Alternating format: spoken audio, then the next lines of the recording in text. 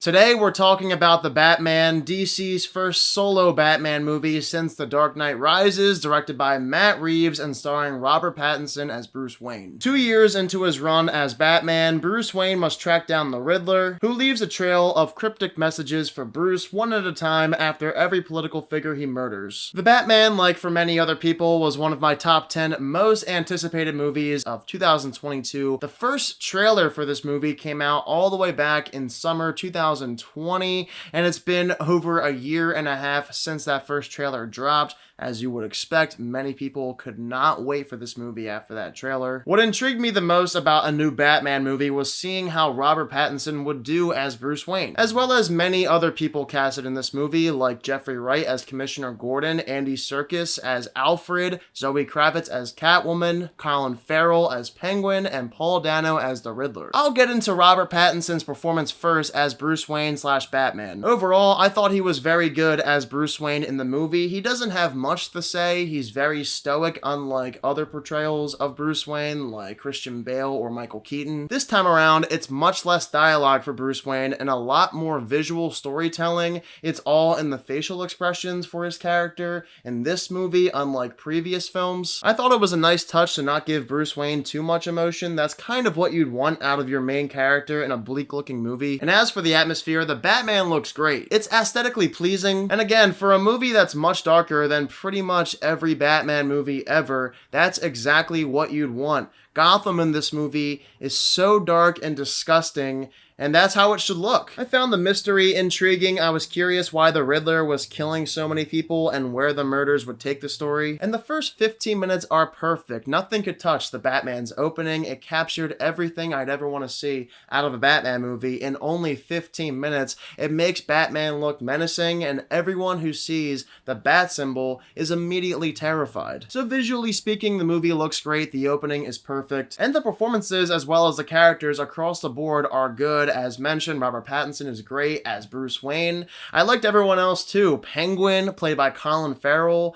That makeup, those people need to get an award. That makeup is terrific. Paul Dano as the Riddler reminded me exactly of his performance in Prisoners. I love seeing him. I wish we saw him more without the mask. They hit a home run with all of that stuff for me, but The Batman is not a perfect movie. Some critics are calling it the best Batman movie ever made.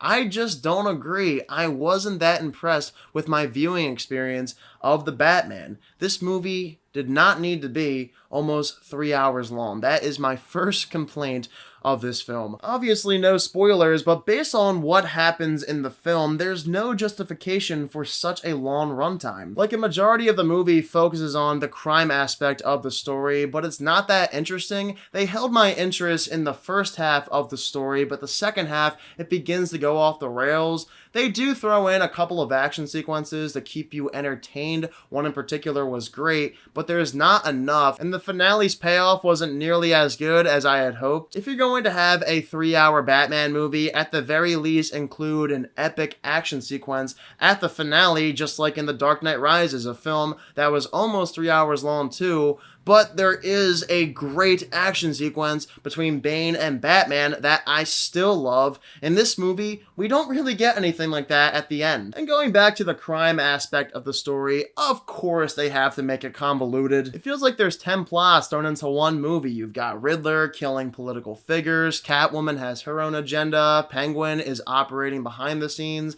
and Bruce Wayne's family is connected to the whole thing. And after watching The Batman, I'm still not sure how there's any parallels between the Riddler's murders and everything going on with Penguin and the mob. It just feels like one giant mess of a story that easily could have been a lot simpler had they only had one of these characters in the film. You didn't need Penguin, Catwoman, and Riddler all in the same movie, plus a couple of other people who the movie expects us to know and care about, but at the end of the day, I didn't. It also doesn't help that Bruce Wayne doesn't have much depth in The Batman. His backstory is only given to us in pieces. movies. There's a great lack of character development for Bruce Wayne in the film, so when they're talking about things that happened 20 years ago, it's hard for us to get invested in that storyline since we never saw what actually happened. That's why it was nice to see Bruce Wayne's origin story in Batman from 1989 and Batman Begins, because in those films we saw Bruce Wayne's parents get murdered, and in Batman Begins we get even more added to Bruce Wayne's backstory.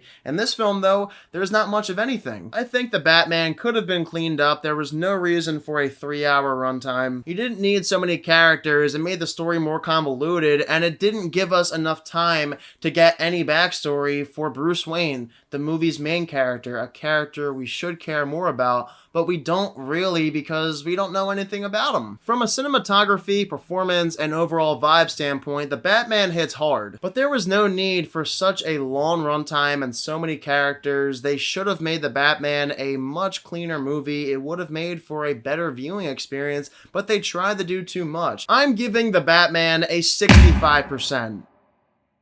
Alright, for those of you who saw The Batman this weekend, let me know down below in the comment section what your thoughts are of it, and do you think it's going to reach $1 billion like Spider-Man No Way Home, or do you think it'll underperform? And as always guys, if you are new to my channel, click the subscribe button and give this video a thumbs up if you enjoyed it. Thank you all so much for watching this video, and I hope you all have a fantastic day.